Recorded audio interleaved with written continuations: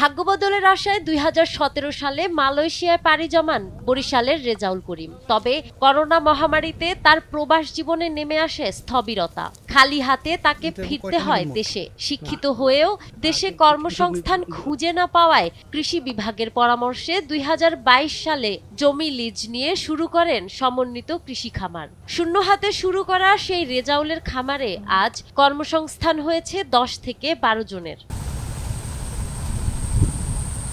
শুরুতে স্বল্প পরিসরে করলেও চলতি মৌসুমে লিজ নেয়া ১০ একর জমির মধ্যে ৬ একরেই করেছেন মাছ চাষ।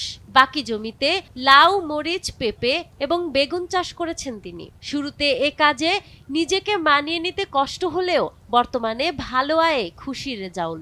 প্রথমত বিদেশে ছিলাম প্রবাসী, সেখান থেকে ৫ বছর থাকার পরে তারপর দেশে আসার পর একটা চিন্তা ভাবনা করলাম যে আসলে প্রবাসেও তো অনেক কষ্ট করিয়া টাকা ইনকাম করতে হয়, তো দেশে দেখি কিছু করা যায় কিনা।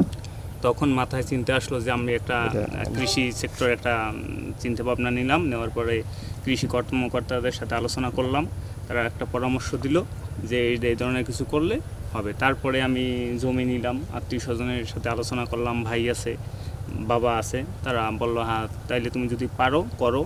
তারপর আমি শুরু করলাম। হ্যাঁ, ভালো একটা সুফল পাওয়ার পরে এটা আরও বাড়াই করলাম।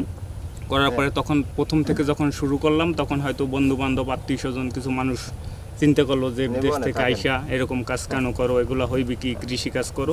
তখন আমি তাদের কথা কানে না নিয়ে আমার মতো আমি আগাই যাওয়ার কারণেই আজকে এই স্বাবলম্বী হলাম এবং টাকা যেটাই হোক আমার ইনকাম হলো এরকম।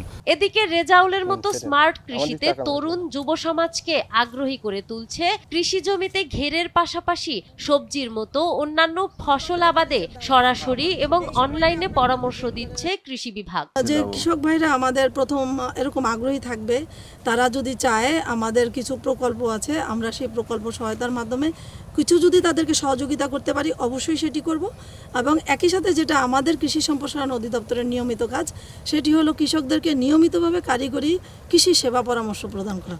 এটি আমরা সবসময় করব এবং একদমই ফসলের শুরু থেকে শেষ পর্যন্ত করেও থাকি। কৃষি বিভাগকে উদ্বুদ্ধ করার জন্য উপজেলা কৃষি অফিসার, তার যে বাহিনী, সহকারী কৃষি কর্মকর্তা বৃন্দ মাঠে ময়দানে সবসময় আছে, তারা পরামর্শ দিয়ে থাকেন।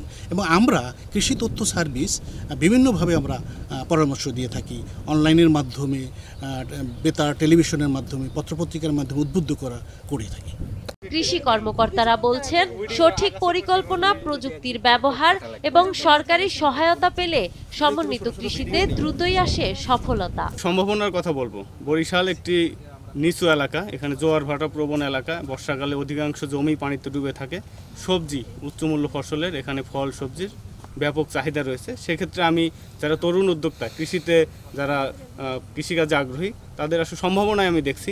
তাদের একটু চালাক, শিক্ষিত তরুণ কৃষক যদি এখানে ইনভেস্ট করতে চায়, আমরা সর্বদা কৃষি সম্প্রসারণ অধিদপ্তর সবসময় তাদের পাশে আছি। আমাদের কারিগরি প্রযুক্তি সহায়তা, আমাদের উপকরণ সহায়তা দিয়ে, আমাদের জনবল দিয়ে সবসময় আমরা তাদের পাশে থাকার চেষ্টা করব। বেকারত্ব কমাতে রেজাউলের মতো স্মার্ট কৃষিতে যুব সমাজের আগ্রহ বদলে দিতে পারে দেশের অর্থনীতি।